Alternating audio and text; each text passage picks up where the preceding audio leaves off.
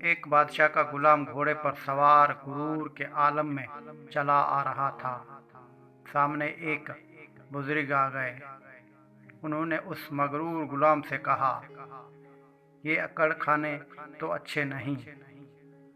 गुलाम ने और ज्यादा अकड़ से कहा, मैं फिलां बादशाह का गुलाम हूँ और वो बादशाह मुझ पर बहुत भरोसा करता है।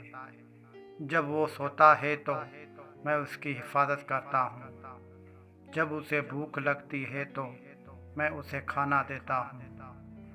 कोई हुक्म देता है तो फौरन बजा लाता हूँ। उस पर बुजुर्ग ने पूछा, और जब तुमसे कोई गलती हो जाती है तो? गुलाम ने जवाब दिया, उस सूरत में मुझे कोड़े लगते हैं। उस पर बुजुर्ग बोले, तब तुमसे ज्यादा मुझे अकड़ना चाहिए। गुलाम ने हैरान होकर पूछा, वो कैसे?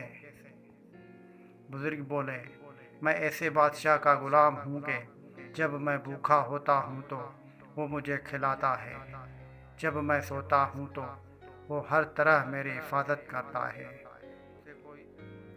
जब मुझसे गलती हो जाए और मैं उससे माफ़ी मांग लूँ तो बगैर कोई सज़ा दिए अपनी रहमत व मेहरबान से मुझे बख्श देता है।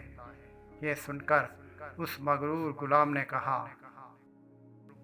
तब तो मुझे भी उसका गुलाम बना दे।